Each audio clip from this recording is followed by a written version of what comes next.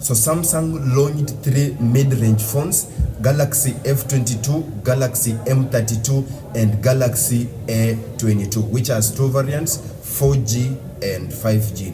Today I'll be doing my first impressions on Galaxy A22 4G. This phone comes with a 15-watt charger, which is not that fast, but it does pretty well. Galaxy A22 comes in different colors. For me, I have hands on the black finish, which is made of plastic, though it is firm, and the plastic is so shiny on the back. And again, it is also sensitive to fingerprints. Once you touch that, you will feel that the fingerprints are always shown on the back. So you will always need to, clean it. Now, this phone has a 6.4-inch AMOLED screen with a 90 Hz refresh rate. And I've been trying to have games on this very phone.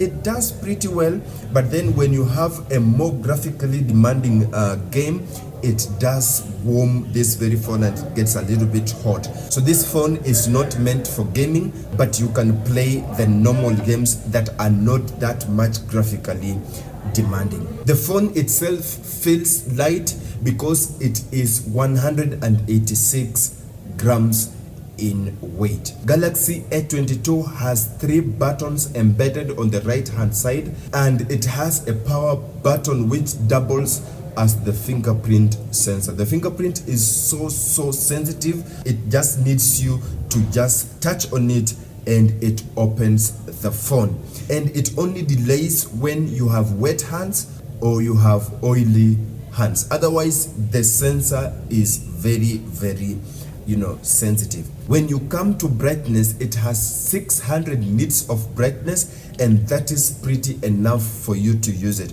Although I found some problem using it on the sunshine, because sometimes you need to push this very brightness to this very end for you to view it on a shiny day. So the light itself is enough for you to see, especially when you are indoors.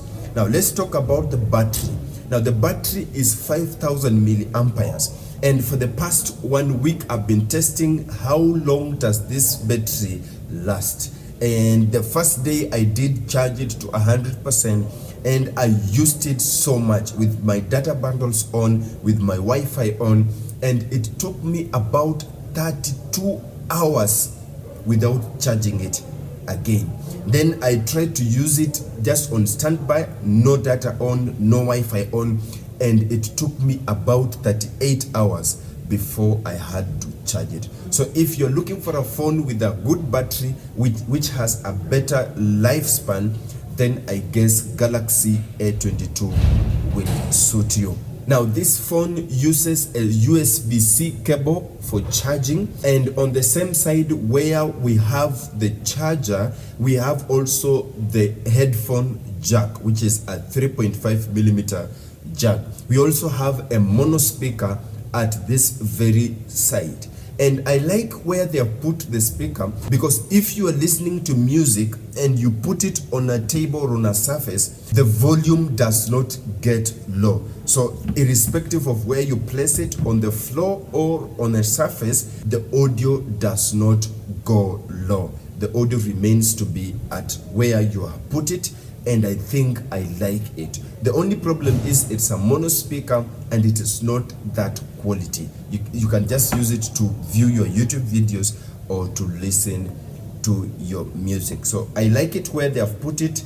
It is at the rightful place. Now let's move on to the cameras.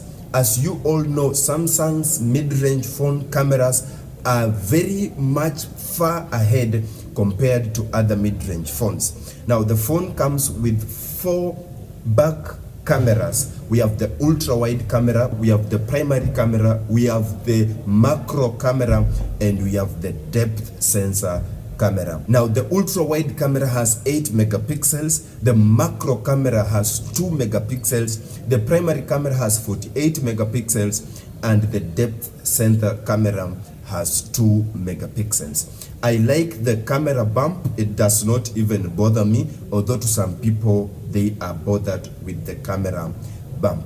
Now coming to the front, we have the selfie, which is at the center. I like also where it has been placed.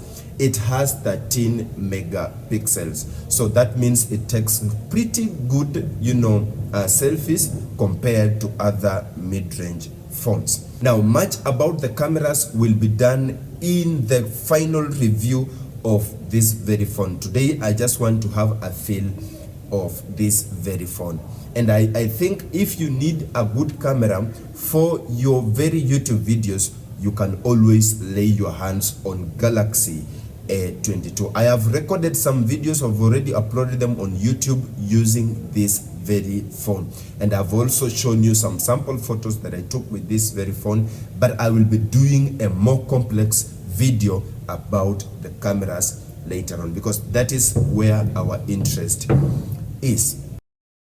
Now, this has not been an in-depth video, it's just my first impressions. I've been using this phone for the past about 1.5 weeks, and I already like it. And so you might be asking, should I go and buy this phone?